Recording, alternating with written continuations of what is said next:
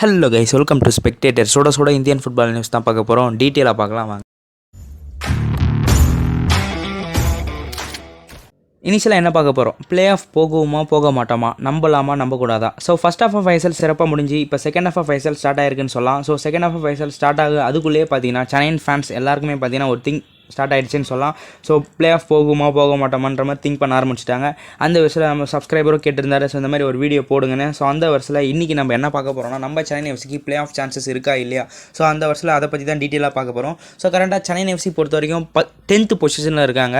So அதாவது டேபிளில் கிட்டத்தட்ட 13 மேட்ச் ப்ளே பண்ணி 3 மேட்ச் தான் வின் பண்ணியிருக்காங்க. 3 மேட்ச் ட்ரா, 7 மேட்ச் தோற்றுருப்பாங்க. இது எல்லாருக்குமே தெரியும். பட் அந்த 13 மேட்ச் ப்ளே பண்ணி மிச்சம் 9 மேட்ச் நம்மளுக்கு இருக்குன்னு சொல்லலாம்.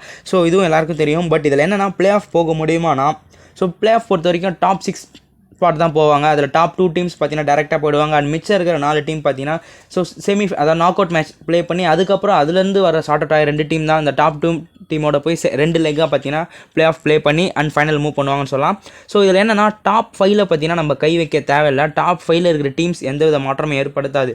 ஸோ இதில் என்னென்னா, ஹைதராபாத் எஃப்சி அஃபிஷியல் அனௌன்ஸ், அதாவது எலிமினேட் ஆகிட்டாங்கன்னு சொல்லலாம். பட் அதுக்கப்புறம் அந்த 6th ஸ்பாட்டுக்கு அதிக சான்ஸ் இருக்குன்னு சொல்லலாம் நம்ம சென்னை எஃப்சிக்கு போக.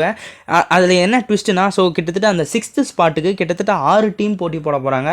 North East United, Chennai FC, Jamshedpur, East Bengal, அது மட்டும் இல்லாமல் பெங்களூர் எஃப்சியும் சரி, பஞ்சாபும் சரி. ஸோ இவங்க எல்லாருமே பார்த்தீங்கன்னா அந்த 6th ஸ்பாட்டுக்கு கிட்டத்தட்ட இந்த 6 டீமும் 6th ஸ்பாட்டுக்கு சண்டை போட போகிறாங்கன்னு சொல்லலாம். ஸோ எல்லா டீமுமே பார்த்தீங்கன்னா நீங்கள் பாயிண்ட்ஸ் டிஃப்ரென்ஸ் 2 இல்லைனா 1 தான் இருக்கும். ஸோ இதுக்கப்புறம் பார்த்தீங்கன்னா எல்லா மேட்ச்சுமே பெட்டராக ப்ளே பண்ணி ஆகணும். ஸோ அந்த 6th ஸ்பாட் பொறுத்த வரைக்கும் மாறிக்கிட்டே இருக்கும். இதுக்கு அடுத்து வர ஒரு மேட்ச்லேயும் பார்த்தீங்கன்னா அந்த 6th ஸ்பாட்டில் உட்கார டீம் மாறிட்டே இருப்பாங்க.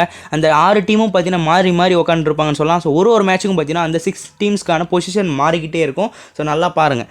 அது மட்டும் இல்லாமல் ஸோ இப்போ பொறுத்த வரைக்கும் பார்த்தீங்கன்னா செகண்ட் லேக் இப்போ தான் ஸ்டார்ட் ஆயிருக்கு. பட் ஆஃப் த சீசன் ஓரளவுக்கு கம்ப்ளீட் ஆன பிறகு கூட நம்மளுக்கு ஒரு பெட்டர் ஐடியா கிடைக்கும். ஸோ எந்த டீம் நல்லா பண்ணுறாங்க, எந்த டீமுக்கு அதிக வாய்ப்பு இருக்குன்னு. பட் அதாவது எப்படி சொல்கிறதா, நம்மளால் பெட்டர் அனலைஸும் பண்ண முடியாது. ஏன்னா ஒரு டீமும் பார்த்தீங்கன்னா எந்த டீமையும் நம்பவும் முடியல. அந்தளவுக்கு மாறி பெட்டராக பர்ஃபார்ம் பண்ணிட்டு வராங்க. எக்ஸாம்பிள், நீங்கள் North East United East Bengal match, East Bengal தான் ஃபேவராக இருந்தாங்க. பட் நார்த் ஈஸ்ட் யுனைடெட் பார்த்தீங்கன்னா அடிச்சு நாக் அவுட் பண்ணிட்டாங்கன்னு சொல்லலாம். 3-2 கம்ஃபர்டபுளாக வின் பண்ணியிருப்பாங்க. எங்கே பார்த்தாலும் டாமி ஜூரி அப்படின்னு நம்ம சொல்லலாம்.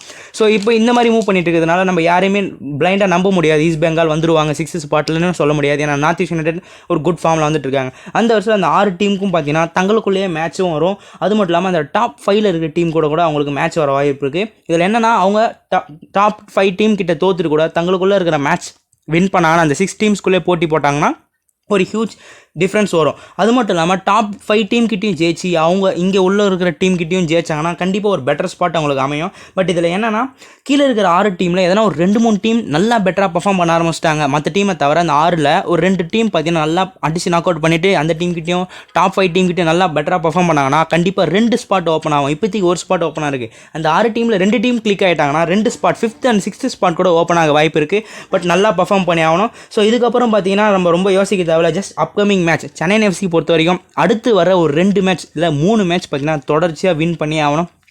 தொடர்ச்சியாக வின் பண்ணால் மட்டும்தான் நம்மளுக்கு ஒரு பெட்டர் ஐடியா கிடைக்கும். நெக்ஸ்ட் நம்ம எப்படி ப்ளே பண்ணணும், அடுத்த மேட்ச் நம்ம எப்படி எதிர்கொள்ளணும், எந்தெந்த மேட்ச் நம்ம டார்கெட் பண்ணணும், அது மட்டும் இல்லாமல் எப்படி ப்ளே ஆஃப் மூவ் பண்ணுறதுக்கான பார்த்து ஐடென்டிஃபை பண்ண முடியும். ஸோ அடுத்து வர 3 மேட்ச் தொடர்ச்சியாக வின் பண்ணி ஆகணும். பட் இதில் என்ன ட்விஸ்ட் இதுலேயும் இருக்குன்னா, சென்னை எஃப்சிக்கு மட்டும் இது இல்லை. ஸோ ஜம்ஷெட்பூர், பெங்களூர் எஃப்சி, பஞ்சாப், அதாவது East Bengal, North East United, so இந்த நம்ம கூட இருக்கிற அந்த 6 டீமுக்குமே பார்த்தீங்கன்னா இதே நிலமை தான். அவங்களும் பார்த்தீங்கன்னா அடுத்து வர ஒரு 3 மேட்ச் இல்லை 2 மேட்ச் தொடர்ச்சியாக வின் பண்ணாங்கன்னா அவங்களுக்கு ஒரு பெட்டர் ஐடியா கிடைக்கும் என்ன பண்ணணும்னு. ஸோ கண்டிப்பாக அவங்களும் பார்த்தீங்கன்னா டஃப் கொடுப்பாங்க. ஸோ அவங்களுக்கும் இதுதான், அதாவது இதே பிளான் தான். ஸோ ஹெவி காம்படிஷன் அவைட்டிங்கில் இருக்குன்னு சொல்லலாம். ஸோ அந்த 6 டீம்ஸ்க்கு பொறுத்த வரைக்கும் பார்த்தீங்கன்னா எல்லா மேட்சுமே டஃப்பாக தான் அமைஞ்சிருக்கு. ஸோ ரொம்ப எக்ஸைட்டிங் கேம்ஸ் நம்மளுக்கு காத்துட்ருக்குன்னு சொல்லலாம். இதில் அந்த டாப் 5 டீம் பொறுத்த வரைக்கும் பார்த்தீங்கன்னா கண்டிப்பாக அவங்க நம்மளை ஜெயிக்க விட மாட்டாங்க. ஏன்னா அவங்க பொறுத்த வரைக்கும் டாப் 2ல இடம் பிடிச்சா எலிமினேட்டர், அதாவது நாக் அவுட் ஆடாமல் நம்ம தப்பிக்கலான்ற மைண்ட் செட்டில் அவங்களும் பார்த்தீங்கன்னா அடுத்து வர மேட்சஸ் தான் ஜெயிக்கணும்னு தான் பார்ப்பாங்க. ஸோ அதே மாதிரி கீழே இருக்கிற டீம் மேலே இருக்கிற டீம் கிட்ட போட்டி போட்டு அவங்களும் ஒரு நல்ல ஸ்பாட் பிடிக்க ஜெயிக்கணும்னு தான் பார்ப்பாங்க. ஸோ இந்த அளவுக்கு பார்த்தீங்கன்னா ஒரு மேட்சுமே ரொம்ப எக்ஸைட்டிங்காக மூவ் ஆக காத்துட்ருக்கு. இப்போதைக்கு செகண்ட் ஆஃப் ஆரம்பிச்சிருக்கு தான். ஸோ அந்தளவுக்கு நம்மளால் பெட்டராக ஐடியா பண்ண முடியல. ஸோ முடிஞ்ச வரைக்கும் என்னால் முடிஞ்சதுக்கு நான் இந்த மேட்ச் இதை பற்றி பார்த்தீங்கன்னா நான் அனலைஸ் பண்ணி போட்டிருக்கேன். ஸோ என்னால் முடிஞ்சது அதுதான். ஸோ மேபி ஒரு லாஸ்ட் 4 மேட்ச் இருக்குது ஒரு டீமுக்கு, இன்னும் ஒரு 3 மேட்ச் இருக்குன்னா அப்போவும் நம்மளுக்கு இன்னும் பெட்டர் ஐடியா கிடைக்கும். எந்த டீம் போக வாய்ப்பு இருக்குது, எந்த டீம் அடுத்து வர மேட்சை வின் பண்ணால் போகுன்ற மாதிரி ஒரு பெட்டர் ஐடியா கிடைக்கும். பட் எக்ஸைட்டிங் மேட்சஸ் நம்மளுக்கு காத்துட்ருக்கு. அண்ட் சென்னை எஃப்சி கண்டிப்பாக ஒரு கண்டினியூஸ் வின் கொடுத்தா மட்டும்தான் ஒரு பெட்டர் ஐடியா கிடைக்கும். ஏன்னா பாயிண்ட்ஸ் எல்லாமே 1-2ன்ற மாதிரி இருக்குது. ஈவன் நீங்கள் பார்த்தீங்கன்னா நம்ம அப்போ 7th பொசிஷனில் இருப்போம், தோற்றுருவோம். அடுத்த மேட்ச்சில் அந்த டீம் ஜெயிச்சதுனால நம்ம 10th வந்துட்டோம். நம்மள எக்ஸ்பெக்ட் பண்ணியிருக்க மாட்டோம் 10th பொசிஷனில் நம்ம இருப்போம்னு. ஸோ அந்தளவுக்கு மூவ் ஆகிட்டு இருக்கு. ஸோ வெயிட் பண்ணி பார்க்கலாம், ஒரு மேட்ச் என்ஜாய் பண்ணி பார்க்கலாம், பெட்டராக இருக்கும் அப்படின்னு. ஸோ நெக்ஸ்ட் என்ன பார்க்க போகிறோம், ரீசெண்டாக எகாஸ் டீமாக ஒன்று சொல்லியிருப்பாரு. ஸோ நம்மளும் அதை அப்டேட் பண்ணிகிட்டு இருப்போம். ஸோ கிட்டத்தட்ட நம்ம ஐஎஸ்எல் கிளப்ஸ் பார்த்தீங்கன்னா மால்தீவ்ஸ், பங்களாதேஷ் சைடு கிட்டலாம் நல்லா ப்ளே பண்ணால் மட்டும்தான் நம்ம இந்தியன் நேஷனல் டீமில் ஒரு நல்ல கேம் காமிப்போன்னு நம்ம எதிர்பார்க்க முடியும் அப்படின்ற மாதிரி சொல்லியிருப்பாரு.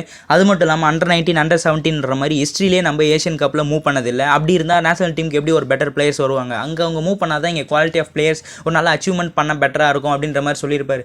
இதுக்கு எதிராக பார்த்தீங்கன்னா நம்ம அதாவது நார்த் ஈஸ்ட் யுனைடெடோட ஹெட் கோச்சான பெட்ரோ பனாலி என்ன சொல்லியிருக்காருன்னா, ஸோ அங்கே ப்ரொஃபஷனல் பிளேயர்ஸ் இருக்காங்க. ஸோ நான் அதை பற்றி எதுவும் கம்ப்ளைண்ட் பண்ணலை. அது மட்டும் இல்லாமல் நான் கிரிட்டிசைஸ் பண்ண விரும்பல நேஷனல் டீமை.